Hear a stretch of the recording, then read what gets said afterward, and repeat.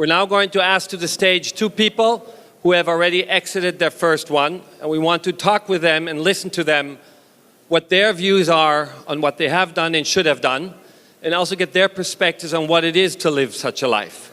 Can I please first invite to the stage Niki Luhur. Please join us with a hand.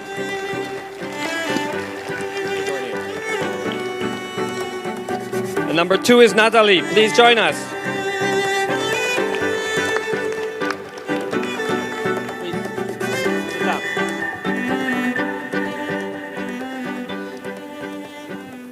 Both of you have gone through quite a journey already.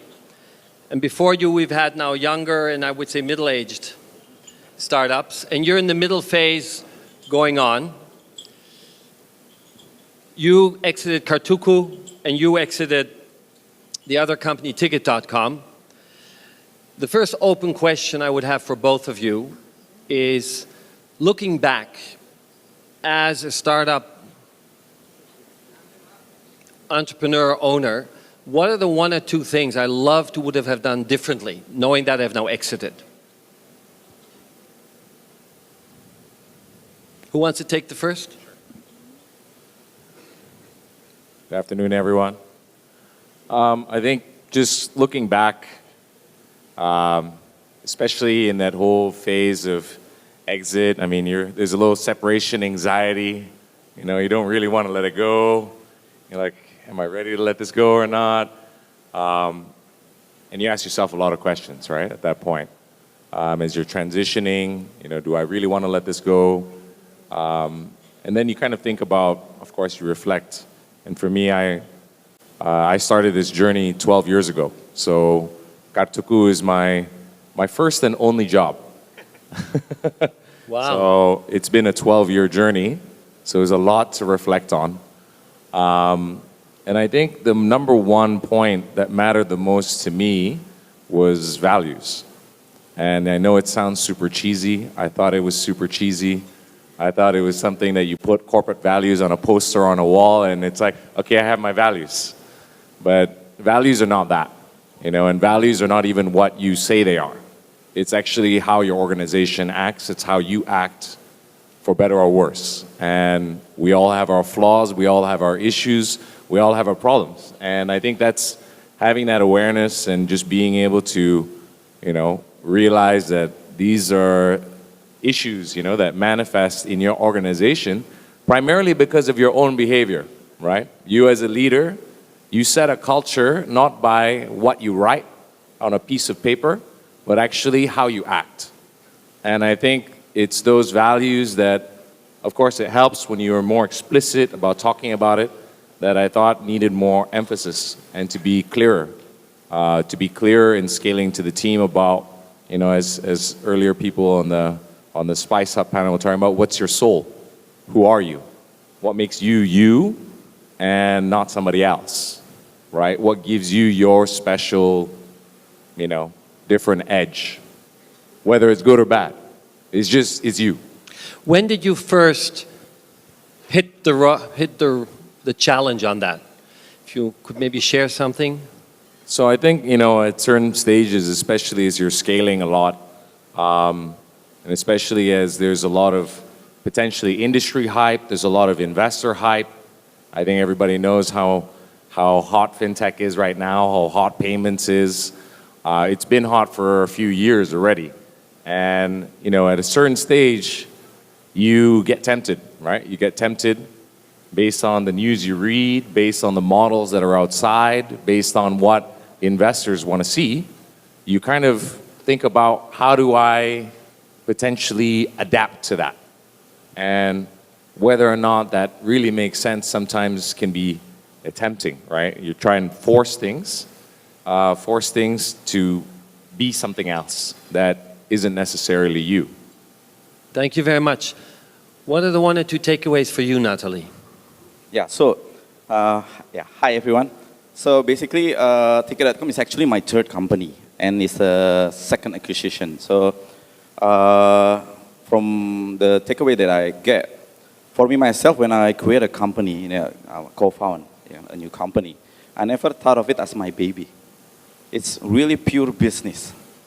So if when you run a company and you know in 8 months, you know that it's not going to work because there's a lot of factors in running a company. One of them is actually luck. But for me, luck is about timing. Yeah, sometimes when you do it right now, it's not the right time. And if you try to be consistent and persistent and still do it, you're stupid because it's not the time yet. Yeah. So for me, if I know it's not the right time for it, yeah, I'm just gonna move on and start a new company. Yeah. What helps you understand that the timing is off? How can you help us here, who are less lucky, to smell the right timing? What's your secret? So basically, if you run a company, you have a business model in your ideas, and then you try to implement. For me, myself, what I try to do is to put the product up in front as soon as possible. Ticket.com from 0 to live is in 3 months. Put it live, and then if I see a traction, for instance, like Ticket.com, our first day we have like 5 transactions, second day 25 transactions, and so on. I know that this is the right business model. But the other company that I started, my second company, and when we launched it live, nobody came. And then I started to call the potential customers, and then I realized that it was a golf booking. I realized that in Japan, 25, when you're 25, you started to play golf because it's for lobbying. But in here, on 40, 45 years old, you start playing golf. So they're not an online person. Yeah. So it's not the right market, it's not the right industry. And because I realized that, I move on. Doing the same thing over and over and expecting a different result is called insanity. So for me, I know it's not the right time. Maybe I can like start the second company 5, 10 years from now, but I know at that time, if I'm continuing this, I won't have a ticket like what I have right now. Right? And for us, like deciding an industry is really easy because Indonesia is a developing country. Yeah? Developing country means that there's a developed country, like advanced country like United States, Europe, and stuff like that. So we have this clairvoyant ball where we can like predict, what happened in the United States 5, 10 years ago. We should like do it right now. For now, maybe the country that we should look at is China. What are they doing in the last 2, 5 years? We should like do it right now. It's really easy because in 2 or 5 years from now, we're gonna have the same level of, industry and penetration and stuff like that. We have the topic of living your best startup life. And in earlier panels, people were saying, my perception of what that is changed over time. When I started and when I was halfway. If you hear a comment and you reflect on your life, you started 12 years ago with Kartuku. Did that change, or where are you on? How would you phrase that today, Niki? Yeah, I think when I started Kartuku, it was a turnaround situation. So the first goal was just make it cash flow positive and stop the bleeding, and that was probably one of the hardest things of my life. I worked like an animal for a year. All I did was just work, and it was sheer brute force. And I think in the beginning, in the early days, it is sometimes just sheer brute force. It's pure energy, and that's why being young at times really can help because you have the energy, you have the drive, you're willing to burn the midnight oil. You're willing to just put everything on there on the line. You don't necessarily have attachments or dependents, and you can just lay it all on the table. So I think for me, the early stage, maybe some of the early metrics of my success is literally how many hours am I clocking? How many hours am I clocking? How would you now define it? Has it changed?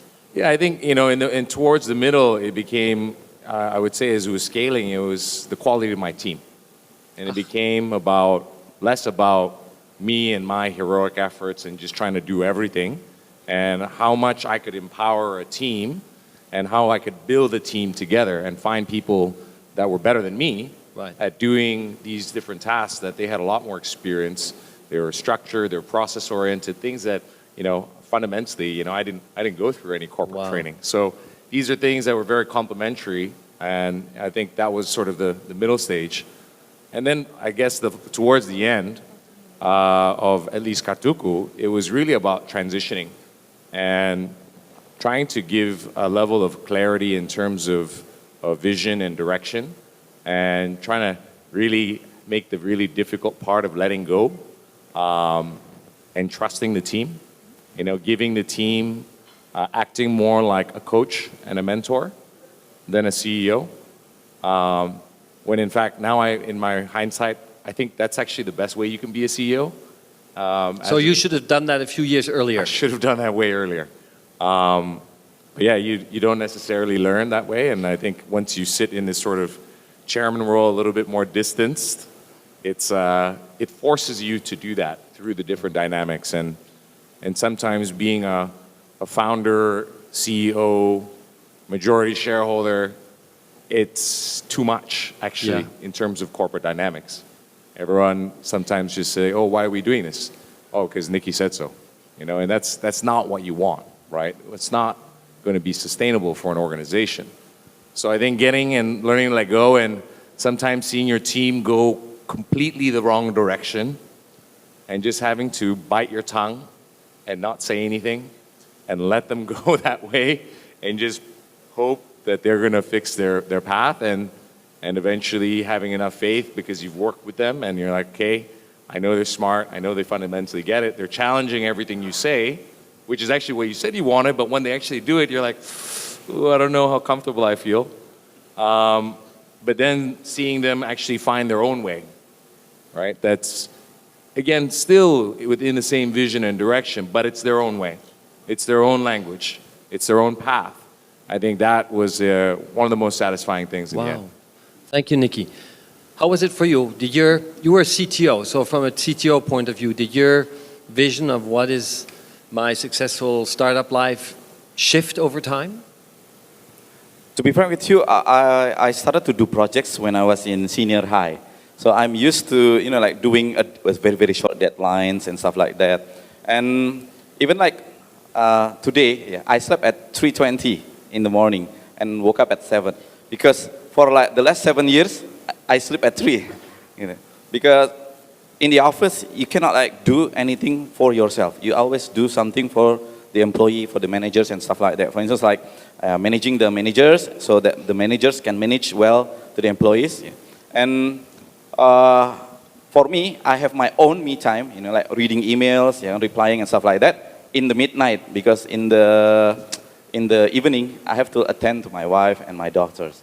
So there's no work-life balance in there, but I believe that what I do, the investment of time, is to come back to me. Ticket.com, I'm really lucky to have a CEO and a mentor that already IPO his company. So my CEO right now is 67 years old. So you can imagine his experience is very, very thorough. And the unique thing is that he don't want to become the face of Ticket.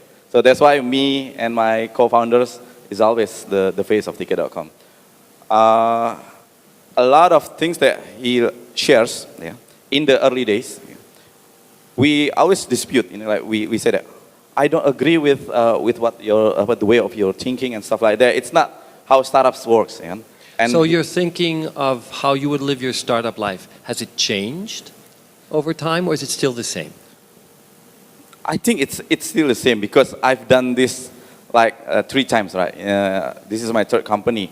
If I would ask your wife the same question, would she also say that you have not changed in the way you think about your startup life?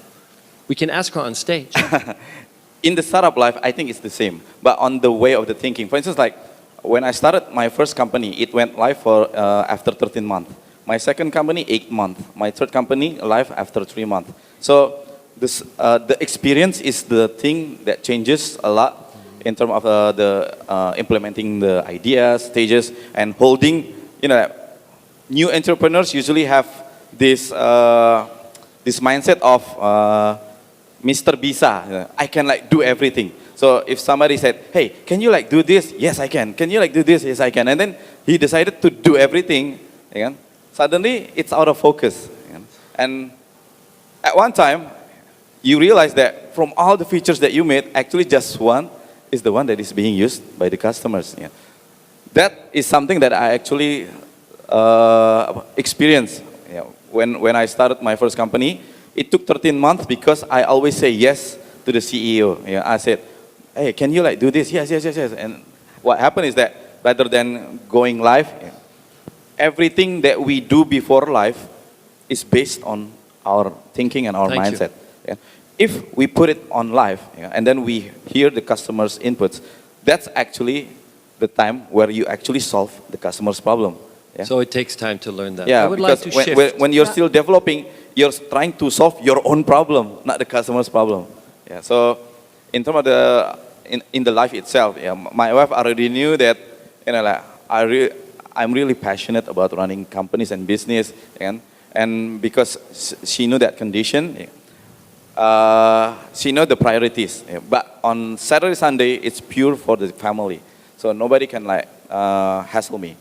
But in the last 2 years, to be frank with you, I don't feel I'm actually running a company. Why? Because I already teach all my managers to be able to become a decision maker. I always say to them, if you come with a problem and no solution, why do I hire you in the first place?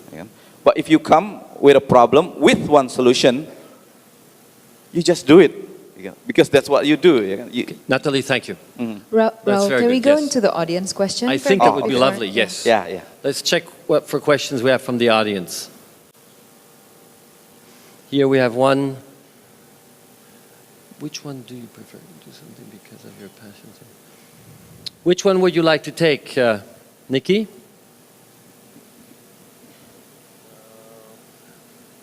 Well, maybe number 2, what is the basic attitude that founders must have before they scale up their business? Not before they launch it, but when they scale up. Is that something you could give your perspectives I think on?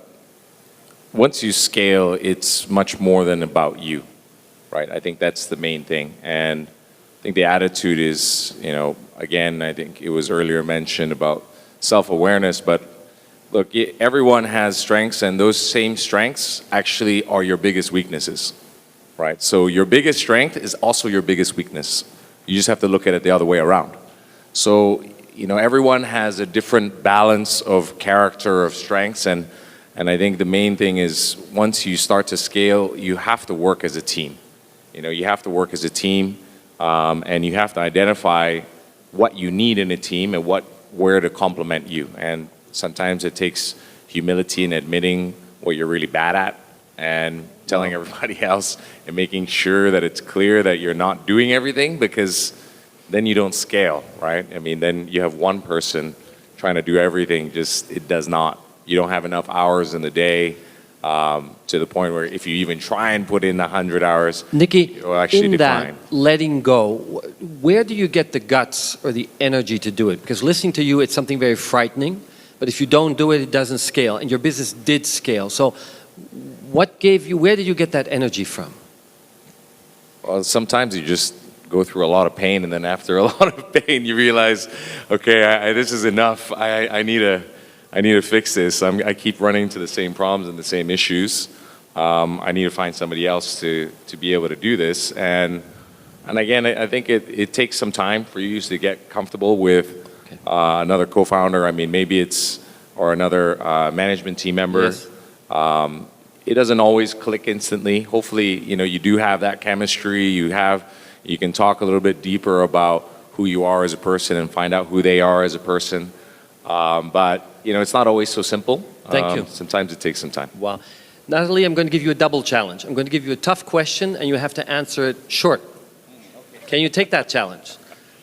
Which one do you prefer? Yeah, so do something because of your passion, or do something because it's a good opportunity and find your passion? This is a question from the audience, just a brief comment from your side. Yeah, so for me, when you're as an entrepreneur, you try to solve problem, and sometimes the problem actually doesn't fit with your passion. But if you know the potential of the problem itself, you can find the passion in solving the problem. For me, myself, my passion is the technology. So I really don't care whether the industry is on travel, on golf reservation, on city directory. Because passion, when you run a company for years, at one point, you're running out of passion.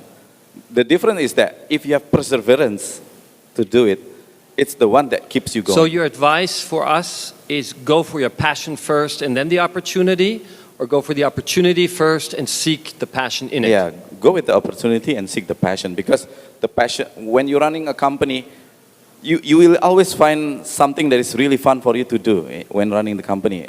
So the passion doesn't have to be like my hobby or my previous experience. But, like at one time, for me, I really loved to talk to a lot of new entrepreneurs. Why? Because I already learned and I want to share. So that's one of the way, like to energize my passion into a new channel. I would like to take the next question, but sharpen it up a little bit for you, Niki. How do you cultivate the values of your business to your team?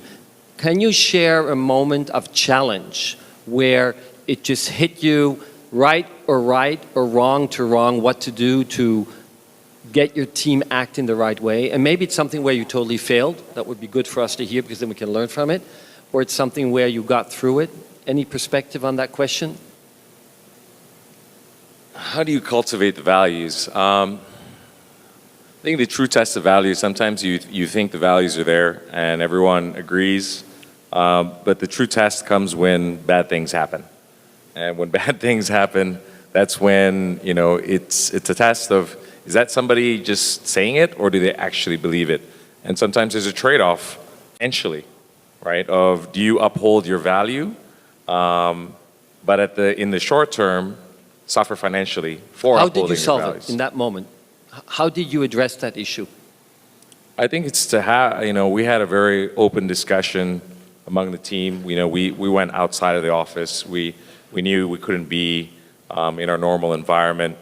We just try to be in as of a relaxed state as we could, even though we knew there's some really big problems that we have to solve.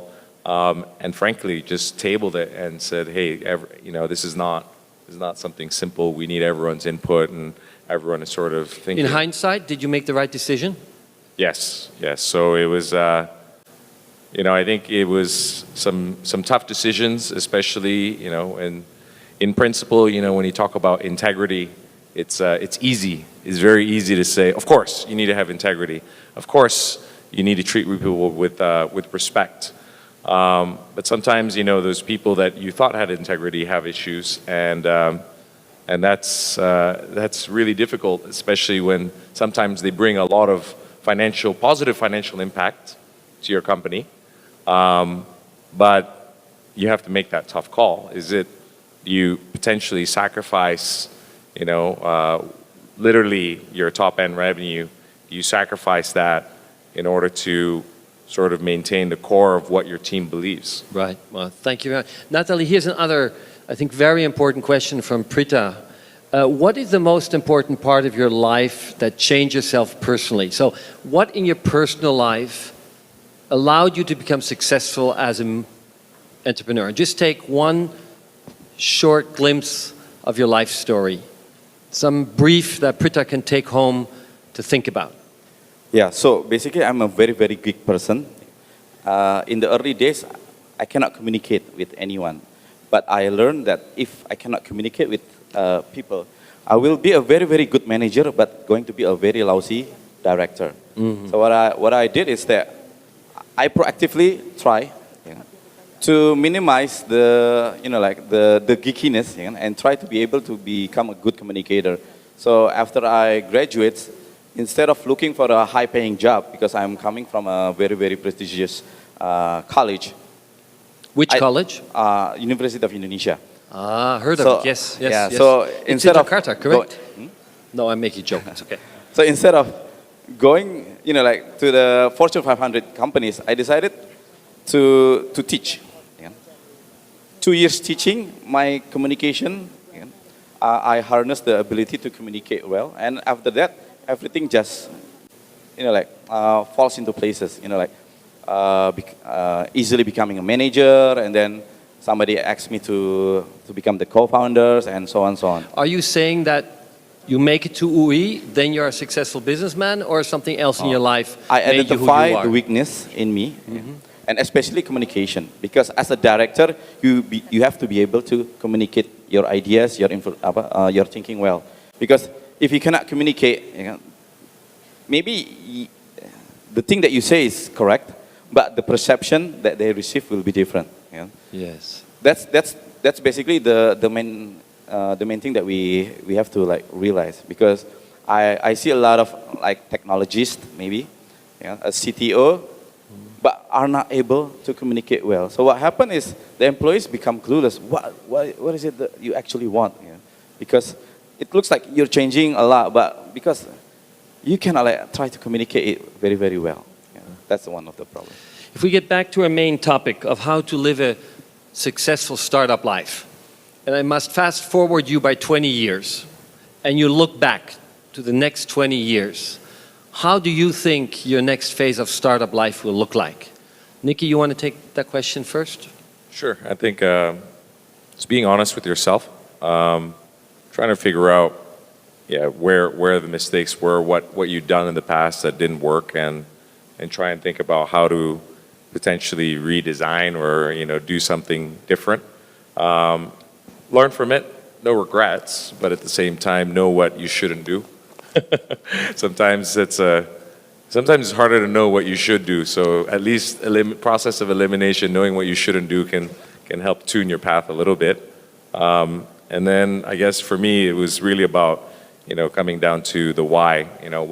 What exactly in the end, what do I want to achieve? Not in terms of a job, not in terms of a company, but for my life. And what are those achievements that I want to have? And how do you see yourself getting a better answer to that why going forward? I probably shouldn't cut into it because it's probably the next session. So we'll leave it for that one.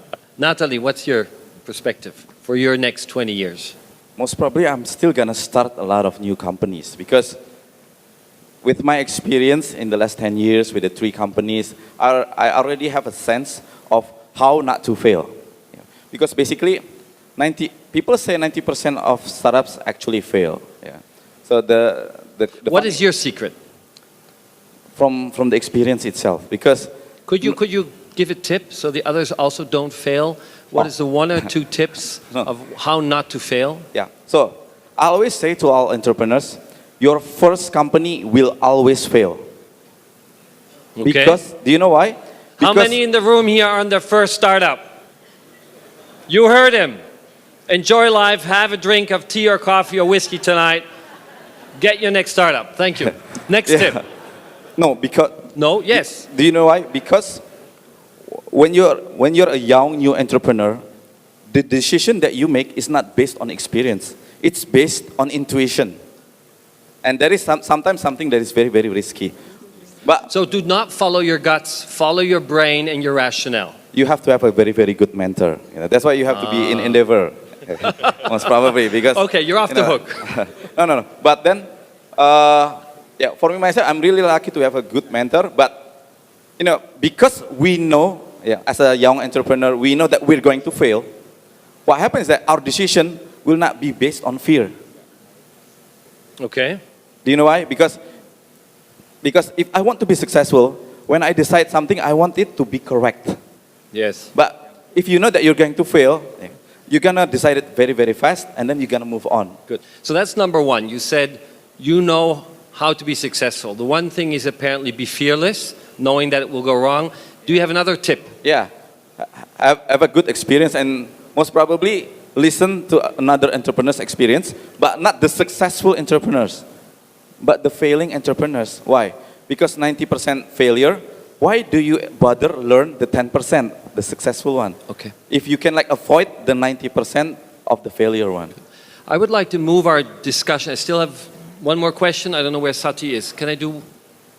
Time's out? Time's up, sorry. Well then, give them a hand. Thank you very much. Thank you.